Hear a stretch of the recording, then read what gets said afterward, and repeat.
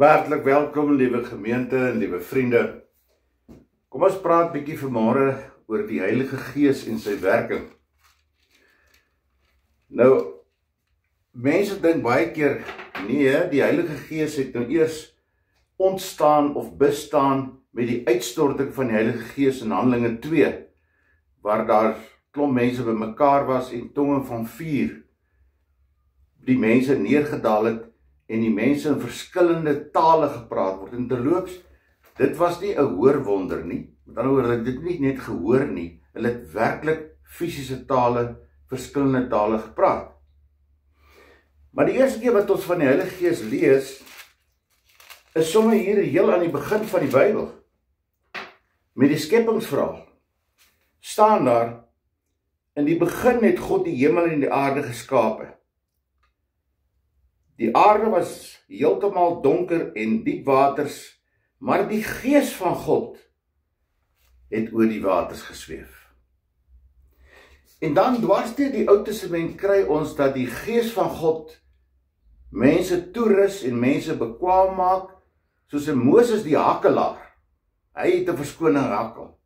Maar die Here sê vir hom, gaan, ek sal 'n arend saam met jou stuur, maar jy sal regkom.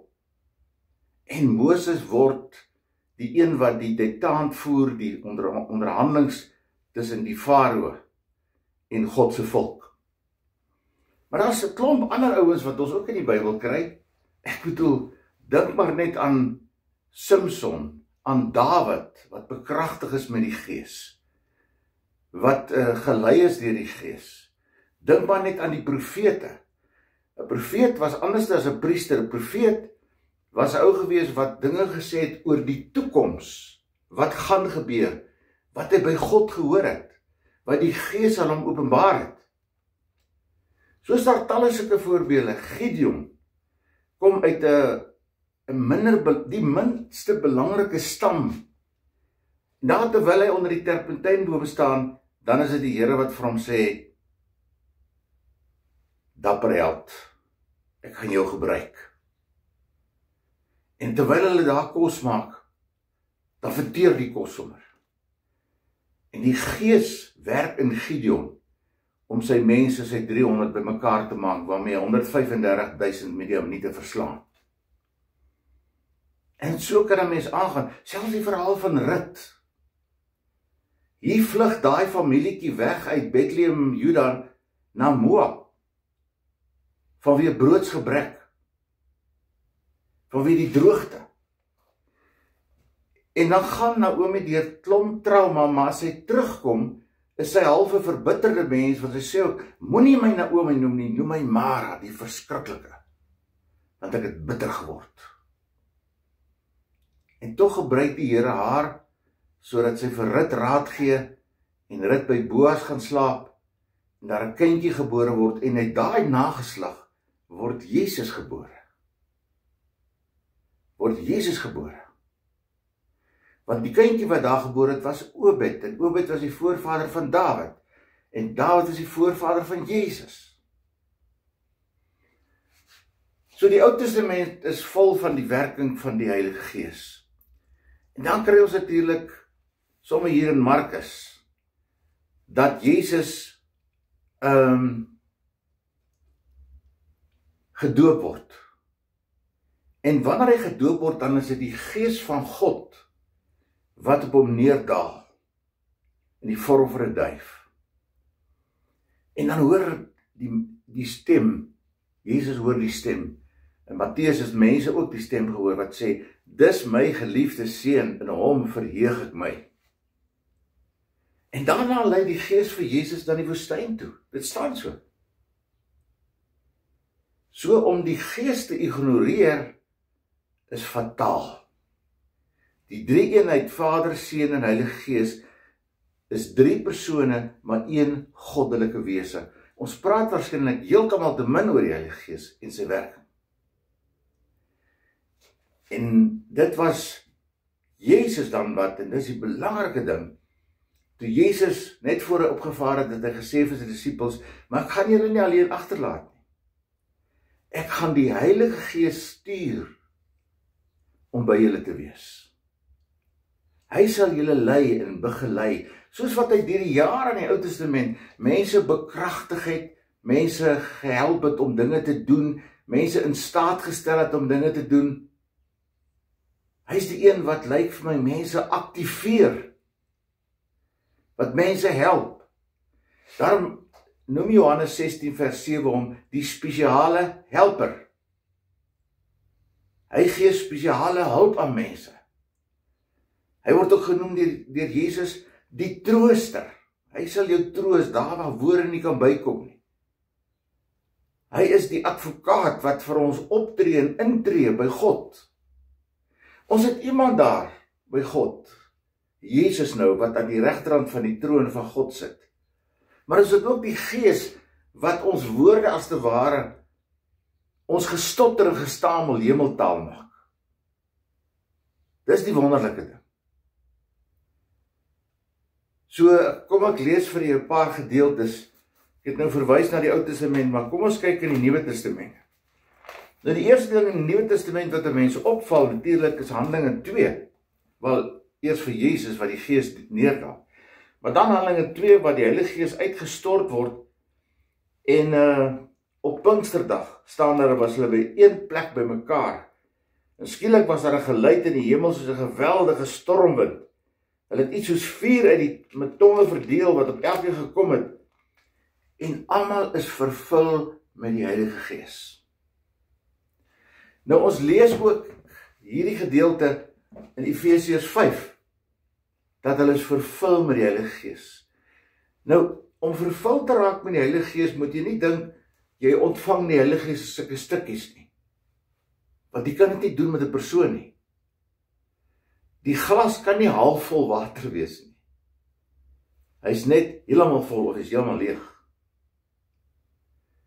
En in Efesiërs 5 stel dit vir ons duidelik, as jy vervul word met die Heilige Gees, dan is jy in staat om die woord van die Here beter te hoor, daaroor te praat, dan lewe jy as kind van God wat vervul is met die Gees. Maar nou beteken dit ook, jy kan weer die Heilige Gees verloor. Hang af van jou lewenstyl. En daarom lees ons hier in Handelinge van 'n paar keer waar daar staan, en Petrus is weer vervul met die Heilige Gees.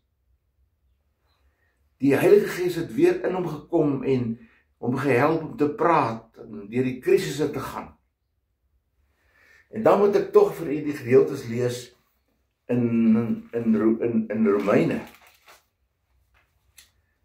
Romeine 8, die hoofstuk van vers 1 tot 17, sal jy sien die werking van die Gees. Nou staan daar ook mooi woorde.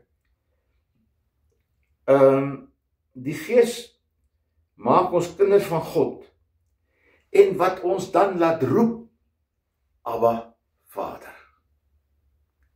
So die Gees wat in jou werk, help jou om te sê, God, Abba, Vader. En almal wat hulle die Gees van God laat lei, is kinders van God. Die Gees maak hulle nie tot slawe nie. Nee, die Gees help dat hulle kinders van God kan word, wat kan uitroep, Abba, Vader. Hierdie Gees getuig saam met ons Gees dat ons kinders van God is.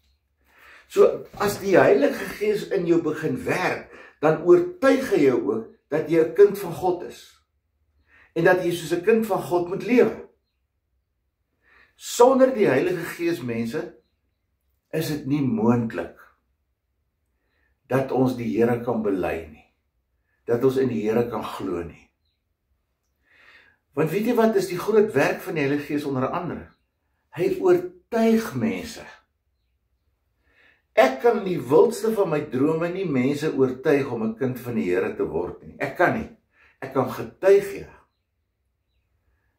dat die Here my dra, dat die Here my krag gee. Maar nie sonder die Gees nie.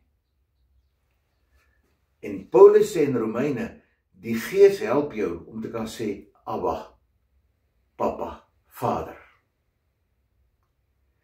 So sonder die werking van die Heilige Gees in jou, sonder dat jy die Heilige Gees ontvang het, kan jy nie glo nie, want hy het jou oortuig. Hy help jou om 'n kind van God te wees. Hy help jou ook as ek daar uitgaan buitekant toe en tussen mense is, dat ek lewe soos 'n kind van God. Hy stel my in staat om soos 'n kind van God te word. Ek wil verder lees hierso. Romeine 8. Wie kan die uitverkorenes van God aankla? Dis Paulus se vraag. Die Gees staan ons in ons swakheid by. En hy weet hoe en wat ons moet bid. Soos daai woorde van my soms in my gebed gestotter en gestamel is, dan maak die Gees dit hemeltaal. Hy help jou dat daai woordjies van jou, daai gestotterige gestamel by God uitkom. Hy vervoer die woorde na God toe. Vanuit jou hart eintlik uit en deur jou kop gaan dit na God toe. Maar die Gees self pleit vir ons met versigtiging wat nie met woorde gesê word. So, die Heilige Gees is ook daar by God en hy sê, dink tog aan die ou. Hy gaan deur diep waters. Hy het iemand aan die dood afgestaan. Hy sukkel met 'n klomp dinge, help hom tog. So die Gees, ek wil dit nie eintlik sê, maar die Gees is in sekere sin 'n koerier ook, wat ons boodskap, ons versigtinge, ons bede by God uitbring. So maak nie saak hoe jy bid nie, die Gees bring dit by God uit. En dis nou nie dat God nie kan hoor nie, maar die Gees sal dit as te ware in God se oor gaan fluister. En God wat die harte deurgrond, hy sal luister. Ons weet dat God alles ten goeie laat meewerk vir die wat hom liefhet, want die Gees praat met hom. Die Gees sal hom herinner aan Jesus se sterwe en opstanding vir ons. Die Gees sal hom herinner aan my en jou gebede. En dan, wat is ons gevolgtrekking, sê Paulus, as dit so is, dat God is vir ons. En as God vir jou is, wie kan teen jou wees? Wie? Niemand. Hy het sy eie seun nie gespaar nie, maar hom oorgelewer om ons almal te red. Dan sal hy ons al die ander dinge ook saam met dit vir ons skenk. Ek moet hier verder blaai in Efesiërs toe. Paulus kan nie hieroor uitgepraat raak nie. Dan sê hy in Efesiërs, ek bid dat julle geestesoë sal verhelder word. God het 'n erfenis vir die gelowiges bestem. Gelowiges sal dan verstaan hoe geweldig groot sy krag is wat hy uitoefen in ons wat glo. Nou moet jy mooi hoor. Dis dieselfde kragtige werking wat hy uitgeoefen het in Christus toe Jesus uit die dood het opgewek het. Wat? Die krag waarmee God Jesus uit die dood opgewerk het, is dieselfde krag wat hy in jou en my bewerk, sodat ons kan glo en ons in staat stel om sekere dinge te doen. En met hierdie teks in Efesiërs 1 vers 19 sommer oor en oor gaan lees by die huis. Dis dieselfde kragtige werking wat hy uitgeoefen het toe hy Christus uit die dood opgewerk het en hom aan die regterhand van God laat sit het, wat hy in jou en in my bewerk. Dieselfde krag. En daardeur, julle is inderdaad uit genade gered en deur die geloof, jy sien, dis deur geloof. Hierdie redding kom nie uit jouself nie. Dis 'n gawe wat God aan jou gee. En dat ek sommer iets daaroor sê ook. Die oomblik wanneer jy jou talente gebruik in diens van die Here, dan word daai talente gawe. En as jy nou in Korintiërs gaan lees, en jy lees in Romeine, en so aan, lees in Galasiërs 5, dan sien jy al die gawes van die Gees wat aan ons gegee word. Maar daai gawes is natuurlik nie beperk nie, dis nie net daai gawes nie. Die Here kan selfs ander gawes wat jy het, gebruik in sy diens as jy God toelaat. Nou is dit ook baie keer so, dat die Here ons oortuig, voordat ek en jy dit wil toelaat. Want hy kan ons nou my en jou gebruik as 'n instrument, as ons sê, ja Here, en as ons glo. Maar daar's nie 'n ander manier nie. Die Heilige Gees is die een wat mense oortuig. Die Heilige Gees is die een wat help dat daar geloof in jou hart ontstaan en dat jy tot geloof kom en dat jy jou oopstel, oopstel vir die werking van die Heilige Gees. Want as die Heilige Gees nog nie in jou werk nie, dan is jy nog nie 'n kind van die Here nie. Dan is jy nog nie 'n kind van die Here nie. Daarom moet ons altyd bid vir die kragtige inwerking van die Gees in my, sodat ek vol word van die Gees. Vol word sodat my glas oorloop. In die oomblik as my glas oorloop, dan is ek vol, maar dan maak ek mos nou die plante nat rondom die glas. Dan gee ek my gawes deur aan mense, dan werk ek vir God tussen mense. En dan kan ek maar net weet dat die Heilige Gees sal my woorde verder vat en sal my dade seën. Mag die Here vir ons help en ons bekragtig dat ons sal glo, waaragtig sal glo. En jy weet, as jy waaragtig glo, dan wil jy alles wat jy het in diens stel van die Heilige Gees. Jouself, jou werk, jou geld. Want alles behoort aan die Here. In 'n oomblik kan dinge van jou weggeneem word. In 'n oomblik kan jy in die verknorsing beland wat jy nie weet links of regs nie. Wat jou kop net sak en jy sien nie hoop vir môre nie. En dat iets gebeur. Iemand help. Iemand help. Dis die Gees. Dis die Gees van God wat so lei. En daarom moet ek en jy sensitief wees vir die werking van die Heilige Gees. En ons moet elke dag eintlik bid, soos wat Petrus hulle gebid het, vervul my opnuut met u Gees, o Here, daar in Handelinge 4.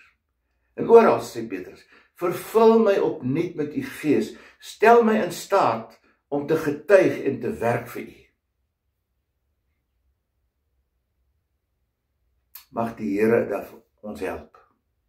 Mag die Gees in jou werk en in my werk, dat ons die Here kan bely met ons hart en mond en hande.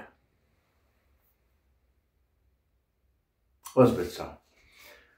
Drie-enige God, Vader, Seun en Heilige Gees, dankie Here dat u die Vader is, wat geskep het en onderhou, dat u Jesus gestuur het, om aarde te kom, om te kom sterf vir ons sondes, te kom herskep, wat verkeerd geloop het. En die Heilige Gees nou as die trooster, as die advokaat, as die spesiale helper, sonder wie ons nie kan lewe nie. O drie-enige God, werk in ons asseblief, en maak ons instrumente in u hand, in Jesus naam. Amen. Ontvang met bidende harte die seën van die Here. Mag die genade van God, die liefde van Jesus en die kragtige inwerking van die Heilige Gees in jou en in my lewe sigbaar word. Amen. Mag dit 'n mooi dag en 'n mooi week vir elkeen wees. Totsiens.